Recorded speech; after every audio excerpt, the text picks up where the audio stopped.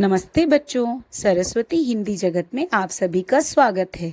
चलिए आज के चित्र वर्णन का अभ्यास करते हैं। आज का चित्र आपातकालीन स्थिति अर्थात भूकंप का चित्र है। इसे ध्यानपूर्वक देखिए।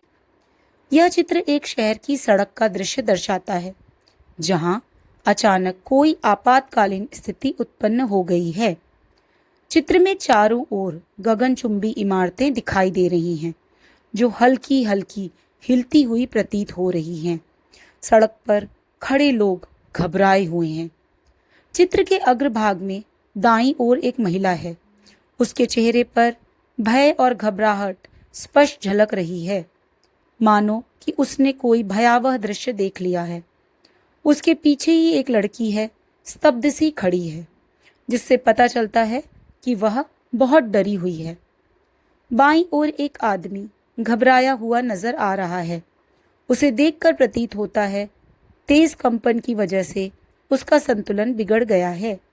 उसके पीछे ही एक कार नजर आ रही है, जिसे देखकर लग रहा है कि भूकंप की वजह से वह खंबे से टकरा गई है।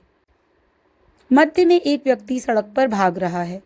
भूकंप के कारण वह इमारत से निकलकर खुले स्थान पर अपनी सुरक्षा के लिए भाग रहा है। अंत में मैं कहना चाहती हूँ कि आपातकालीन स्थिति में घबराने के बजाय धैर्य और समझदारी से काम लेना चाहिए। संकट के समय सूझबूझ ही सच्ची ताकत होती है। Picture interpretation. प्रश्न 1। चित्र में दिखाई दे रहे लोग भयभीत क्यों लग रहे हैं? चित्र में लोग भयभीत इसलिए लग रहे हैं क्योंकि वहाँ भूकंप जैसी आपातकालीन स्थिति उत्पन्न हो गई है। इमारतें हिलती हुई दिखाई दे रही हैं और जमीन कांप रही है।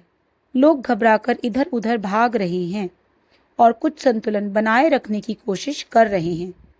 इस अचानक आई आपदा के कारण सभी के चेहरे पर डर और चिंता स्पष्ट दिखाई दे रही है।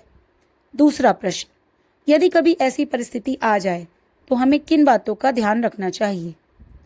घबराने की बजाय शांत और सतर्क रहना चाहिए। तुरंत सुरक्षित स्थान जैसे किसी खुले मैदान या मजबूत जगह की ओर जाना चाहिए। ऊंची इमारतों, बिजली के खंभों और पेड़ों से दूर रहना चाहिए। यदि घर के अंदर हो तो मेज या मजबूत फर्नीचर के नीचे छिपना चाहिए। दूसरों की सहायता और सुरक्षा नियमों का पालन करना चाहिए। इस प्रकार समझदारी और सावधानी से हम अपनी और कई अन्य जानें बचा सकते हैं। धन्यवाद।